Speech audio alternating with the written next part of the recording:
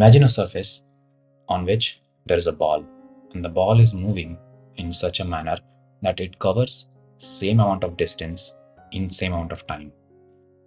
This is known as linear motion. Okay. Now we have something called accelerated motion. In this case, the ball will start slowly, but it will pick up the speed. So it will cover more and more distance as the time passes by.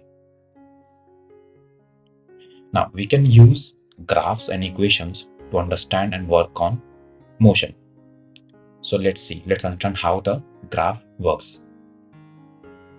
So here I have plotted a graph, and on it we have something called x-axis. Also that will be horizontal axis, and I've plotted time on here. The unit is second. And now I have a vertical axis, also known as y-axis, and I have plotted distance on here. What we did here, that we put the ball at some initial position, and there is an arrow to denote passage of time at the same initial position, right? This I can choose what is my initial position in time and what is my initial position as for the distance. Okay, so if the time starts passing by and I'm observing this phenomena, so let's say time is passing by and at 2 seconds my ball will be at 2 meters. So what I'm doing, I'm simply plotting the relation. So at every unit of time, at every point in time, I'm just plotting the position of my ball from my original position. Similarly, the time keeps going on, and at 5 seconds my ball is at 5 meters. So this straight line is nothing but the relation between this time and this ball, and it can also be represented using this equation s equals to t. So here I have chosen this example in this manner. This does not have to be exactly like that. So let's say now my ball is moving a bit faster. So here you can see at 2 seconds my ball is at 4 meters, right? And let's say at 5 seconds my ball will be at 10 meters. Now this line, this is also a straight line, and this line can be represented using this equation s equals to 2t.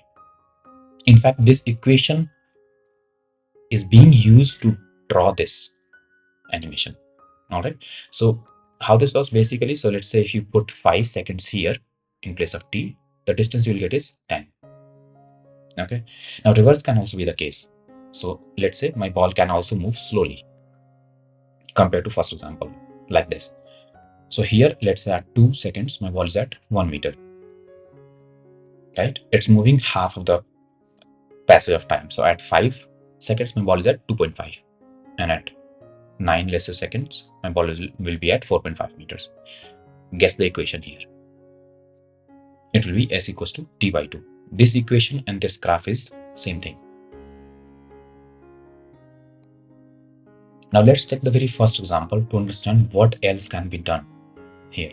So I'm just simply plotting the first example s equals to t on distance and time, right? So to no one's surprise, this graph is called distance time graph. Okay, because we are plotting distance with respect to time. Okay. Now similarly, we can also plot velocity with respect to time. Okay, let's see how. So the formula of velocity is nothing but distance over time, right? In our case, this is 1. Why? Because of this particular chosen example, s equals to t. So at every, so let's say if you put distance 5 here, and then this, what will be the time here? 5 seconds. So 5 by 5, you will get 1. So in this current example, the velocity is 1 meters per second. The unit of distance is meter and second. Now watch. Right? So as the time passes by, the distance will keep increasing. The distances keep increasing from the original point. But look, the velocity remains constant. Doesn't matter what time it is. So 1 second, 2 second, 3 second, all the way up to let's say 9 second. My velocity is still at 1 meters per second. Okay. And obviously this graph will be called velocity time graph. So this is it for the linear motion. Now let's look at the accelerated motion. So here I'm plotting a distance time curve, but this time it's a bit different. So notice how the curve is now steep. It's not a straight line. It's actually a parabola. Okay. So that simply means that with moving in time, the distance covered by the particle is basically increasing. Okay. So this is our distance time curve. And what we are plotting here is basically position with respect to time, right? Position with respect to time. Okay. Now let's plot the velocity time curve for this distance time graph. Okay. So this time the velocity will not be a horizontal line because velocity is increasing here, right? Because the particle keep covering more and more distance with respect to time. Okay. So now here in velocity time curve, we are basically plotting change in distance with respect to time taken for the change. By definition, this is our velocity time graph. Now we have third graph this time, which is our acceleration time graph. And notice how the acceleration remains constant this time. So it is at 1. Okay. So let's now understand how these three graphs work when time starts to go by. Also, here in acceleration time graph, we are basically plotting change in velocity upon time taken for the change. And notice how this time, let's say at 3 seconds, my distance from the original state here at 3 seconds will be 4.5, right? If you put the value 3 here, you'll get 4.5 meters, right? And velocity is also increasing. So look at 3 seconds, my velocity is 3 meters per second. I've chosen this example in a way that it will be like v equals to t. That's the equation. Okay. But look at the acceleration. The acceleration remains constant at 1 meters per second square. Okay. That's the unit of acceleration. And similarly, if the more and more time passes by, look how it covered the distance.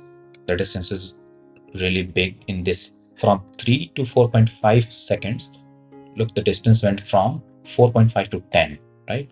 And the velocity is increased to 4.5 meters per second, but acceleration remained the same, 1. So this is known as accelerated motion. Okay, let's do some graph analysis on our accelerated motion. Okay, so let's plot something called velocity time graph. Okay, why? Because we have distance as well as acceleration both in this velocity time graph. Let's see how. Okay, so I have plotted obviously time on x-axis and velocity on y-axis. So let's imagine that right now my velocity is constant, okay, and it is 3 meters per second. How do you plot on graph? There's a horizontal line at 3 meters per second on the y-axis, right? And this length here is the velocity right now. Okay, let's now change it so that it represents a changing velocity. Okay, so now watch here.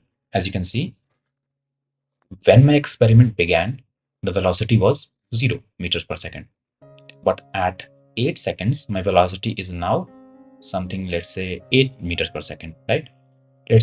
So this is my final velocity v. Okay, but initial velocity, meaning when my experiment started, my ball or particle had 0 velocity. So let's give it some initial velocity. How do we do that in graph?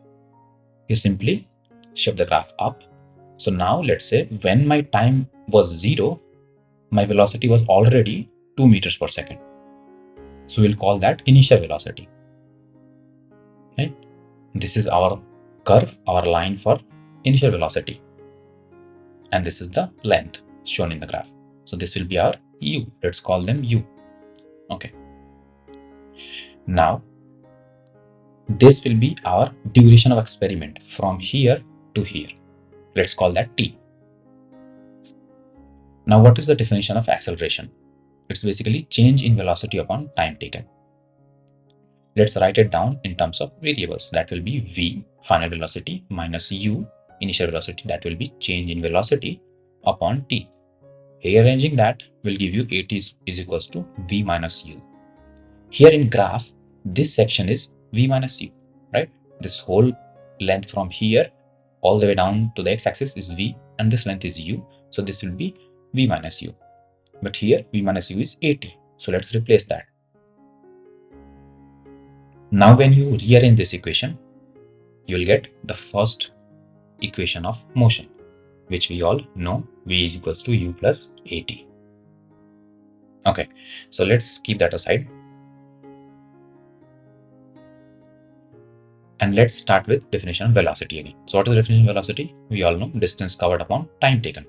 Okay, so let's take the case of initial velocity only. So for initial velocity u, it will be distance covered s. Let's call the distance covered s by convention on time taken t.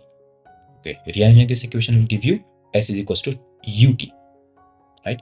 Notice in the graph though, the u multiplied by t is nothing but the area of this rectangle, okay? So that is representing the distance. Okay, now if I talk about the whole changing velocity scenario, so our final velocity v, what will be the distance? The distance will be this whole yellow shaded area, right? So let's calculate that. We can actually split this area into two sections. One we already calculated, which is the purple one, which will be your ut here, right? And one will be this triangle.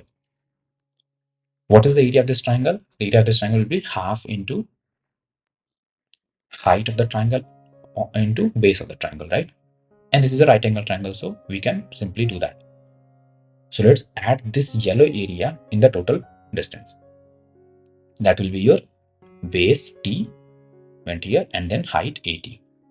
So this is your second equation of motion, s is equals to ut plus half at squared. Now let's say how we can derive the third equation of motion using these two, which you already derived. So I'm just transforming the first equation of motion to get the value of t. And then after that, I will put that value of t in the second equation of motion. So the process of substitution. Okay, before doing that, here as you can see, what I did basically, I took out t from both of these values. Why? So that I don't have to calculate t square. So I took out t, one, put the t here, right? The first term will become u because t left from here, and the second term will be half a t. There were two t is here, t square. Okay. So in this manner, you can simplify this equation. Basically putting the value of t and then solving, basically simplifying that, and you will eventually reach the equation which won't contain any t, and that is helpful in case you have the final velocity, the initial velocity, the acceleration, and the distance. So as you can see here, the equation is taking a form of v square is equals to u square plus 2as. So that is known as third equation of motion, and is helpful in the case where we don't have to worry about time.